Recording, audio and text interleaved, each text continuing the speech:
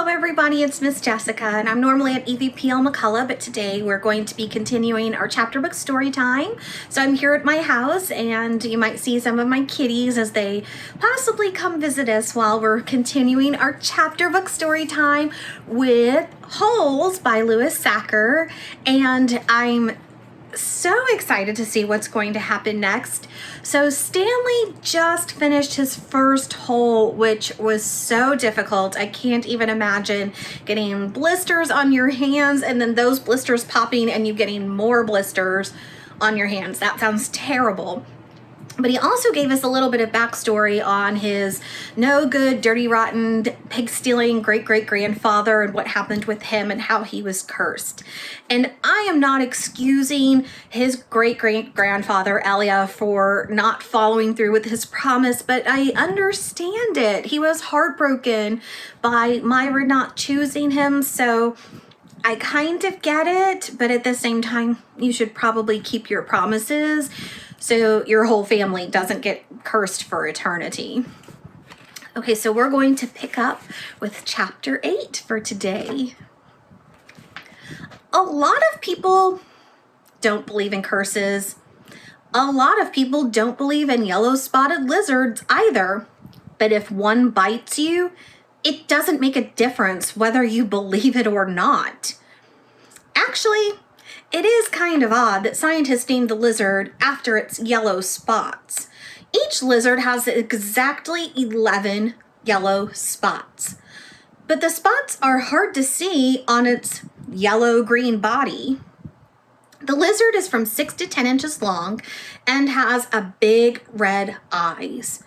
In truth, its eyes are yellow and it is the skin around the eyes which is red, but everyone always speaks of its red eyes. It also has black teeth and a milky white tongue. Looking at one, you would have thought it should have been named a red-eyed lizard or a black-toothed lizard or perhaps a white-tongued lizard. If you've ever been close enough to see a yellow spots, you're probably dead. The yellow-spotted lizards like to live in holes, which offer shade from the sun and protection from predatory birds. Up to 20 lizards may live in a hole. They have strong, powerful legs and can leap out of very deep holes to attack their prey. They eat small animals, insects, certain cactus thorns, and the shells of sunflower seeds. Sounds kind of familiar. Chapter 9. Stanley stood in the shower and let the cold water pour over his hot and sore body. It was 4 minutes of heaven. For the second day in a row, he didn't use soap. He was too tired. There was no roof over the shower building, and the walls were raised up 6 inches off the ground, except in the corners. There was also no drain in the floor. The water ran out under the walls and evaporated quickly in the sun. He put on his clean set of orange clothes. He returned to his tent, put his dirty clothes in his crate, got out his pen and box of stationery, and headed to the rec room.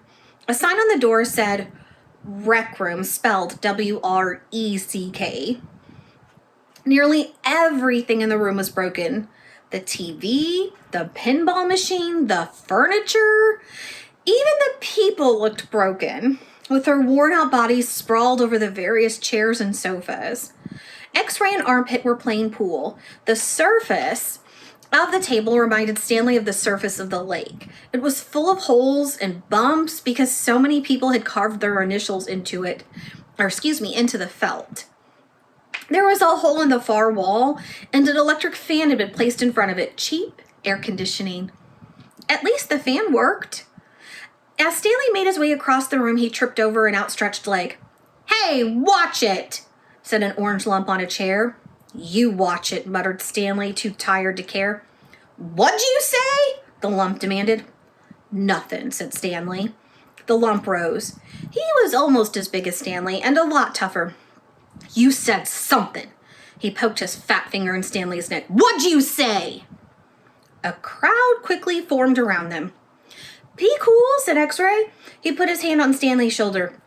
"You don't want to mess with the caveman," he warned. "The caveman's cool," said Armpit.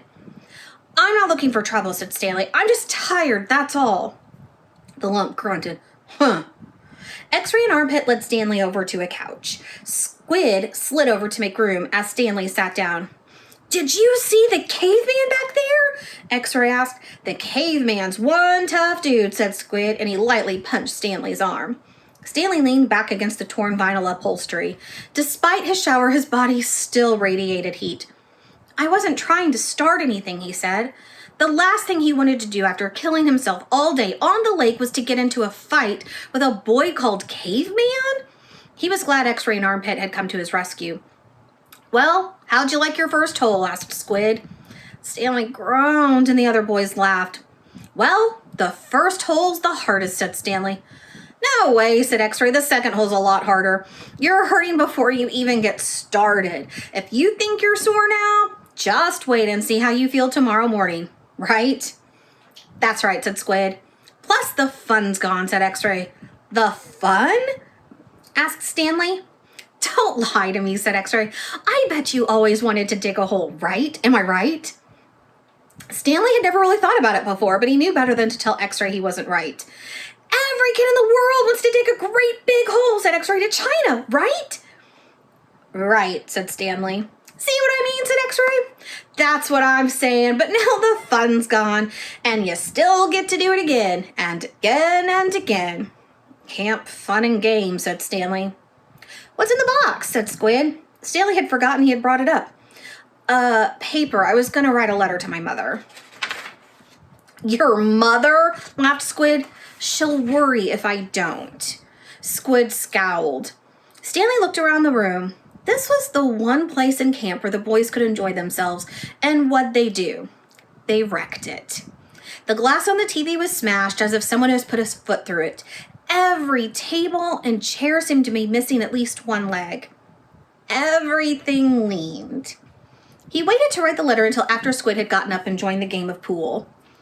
Dear Mom, today was my first day at camp, and I've already made some friends. We've been out on the lake all day, so I'm pretty tired. Once I pass the swimming test, I'll get to learn how to water ski. He stopped writing. As he became aware that somebody was reading over his shoulder, he turned to see 𝘏, standing behind the couch. I don't want her to worry about me, he explained. 𝘏 said nothing. He just stared at the letter with a serious, almost angry look on his face. Stanley slipped it back into the stationery box. Did the shoes have red X's on the back? 𝘏 asked him. It took Stanley a moment, but then he realized 𝘏 was asking about Clyde Livingston's shoes. Yes, they did, he said. He wondered how 𝘏 knew that. Brand X was a popular brand of sneakers. Maybe Clyde Livingston had done a commercial for them? 𝘏 stared at a moment with the same intensity with which he had been staring at the letter. Stanley poked his finger through a hole in the vinyl couch and pulled out some stuffing. He wasn't aware of what he was doing. Come on, caveman, dinner, said Armpit. You coming, caveman, said Squid. Stanley looked around to see that Armpit and Squid were talking to him? Sure, he said. He put the piece of stationery back in the box, then got up and followed the boys out to the tables. The lump wasn't caveman? He was. He shrugged his left shoulder. It was better than barf bag. Chapter 10. Stanley had no trouble falling asleep, but morning came much too quickly. Every muscle and joint in his body ached as he tried to get out of bed. He didn't think it was possible, but his body hurt more than it had the day before. It wasn't just his arms and back, but his legs, ankles, and waist also hurt. The only thing that got him out of bed was knowing that every second he wasted meant that he was 1 second closer to the rising of the sun. He hated the sun. He could hardly lift his spoon during breakfast, and then he was out on the lake, his spoon replaced by a shovel. He found a crack in the ground and began his second hole. He stepped on the shovel blade and pushed it on to the back of the shaft with the base of his thumb. This hurt less than trying to hold the shaft with his blistered fingers. As he dug, he was careful to dump the dirt far away from the hole. He needed to save the area around the hole for when his hole was much deeper. He didn't know if he'd ever get that far. X-Ray was right. The second hole was the hardest. It would take a miracle. As long as the sun wasn't out yet, he removed his cap and used it to help protect his hands. Once the sun rose, he would have to put it back on his head. His neck and forehead had been badly burned the day before. He took it one shovelful at a time and tried not to think of the awesome task that lay ahead of him. After an hour or so, his sore muscles seemed to loosen up a bit. He grunted as he tried to stick his shovel into the dirt. His can slipped out from under his fingers, his cap slipped out from under his fingers, and the shovel fell free.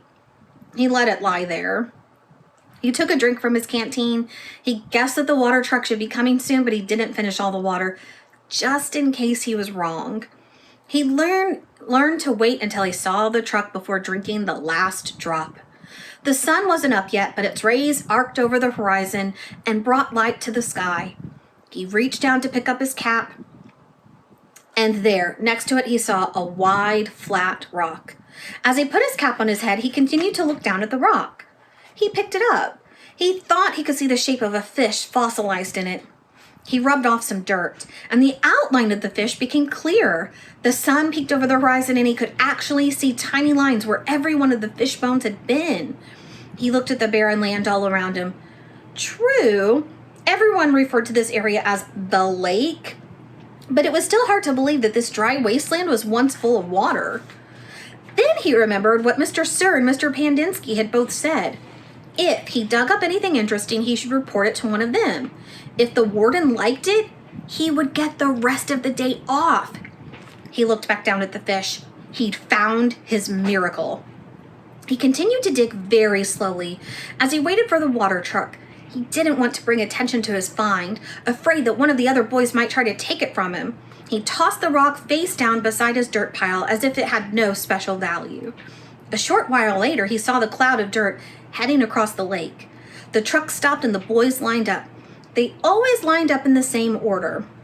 Stanley realized no matter who got there first, X-Ray was always at the front of the line, then came Armpit, Squid, Zigzag, Magnet, and Zero. Stanley got in line behind Zero. He was glad to be at the back so no one would notice the fossil.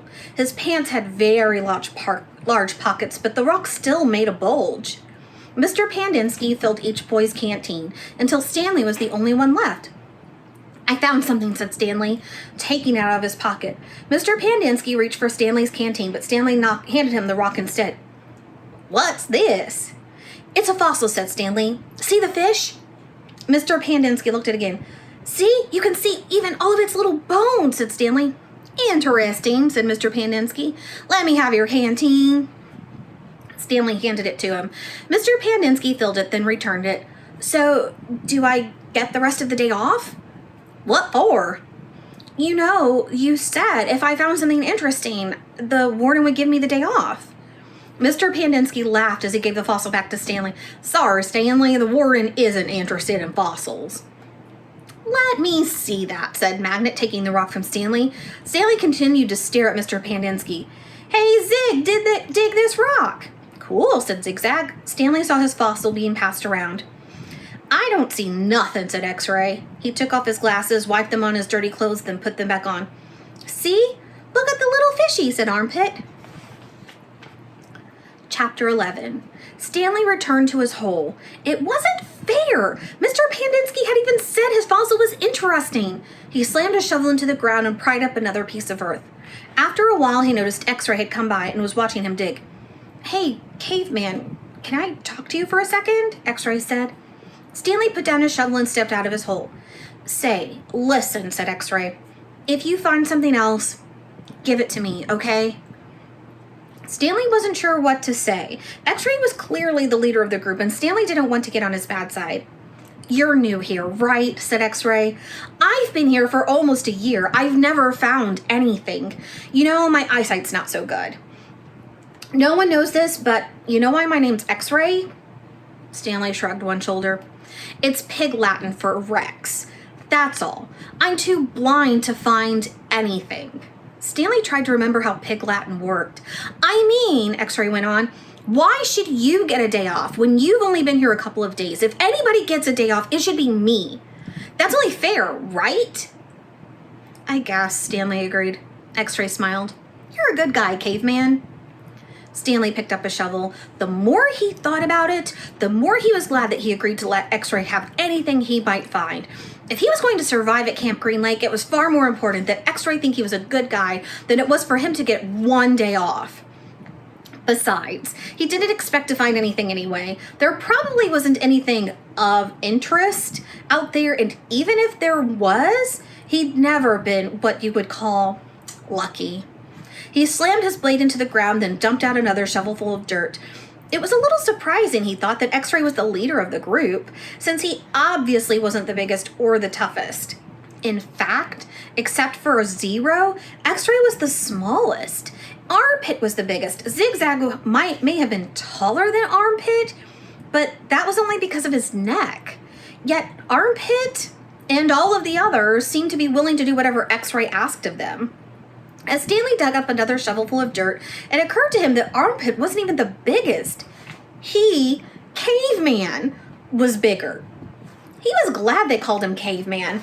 It meant they accepted him as a member of the group. He would have been glad even if they called him Barf Bag. It was really quite remarkable to him. At school, bullies like Derek Doone used to pick on him, yet Derek Doone would be scared senseless by any of these boys. If he dug his hole, Stanley thought about what it would be like if Derek Doone had to fight Armpit or Squid. Derek wouldn't stand a chance. He imagined what it would be like if he became good friends with all of them. And then for some reason, they all went with him to his school, and then Derek Doone tried to steal his notebook. "Just what do you think you're doing?" asked Squid as he slams his head into Derek Doone's smug face. "Caveman's our friend," says Armpit, grabbing him by the shirt collar. Stanley played the scene over and over again in his mind, each time watching another boy from Group D beat up Derek Doone. It helped him dig his hole and ease his own suffering. Whatever pain he felt was being felt 10 times worse by Derek. Okay, we're going to stop there for today. We just finished chapter 11, so next time we'll start with chapter 12. Thank you so much for joining me today. Don't forget, go to evpl.org for all of our resources, to make requests for curbside service, or even to check out our hours to see when you can come into the library and visit us. Also, make sure that you go to EVPL Library on YouTube, and you can like and subscribe to our YouTube page so you'll always be alerted when we add something new, and you won't miss any of our amazing content that we're always putting on there. Thank you again for joining us. I hope to see you again soon, and bye.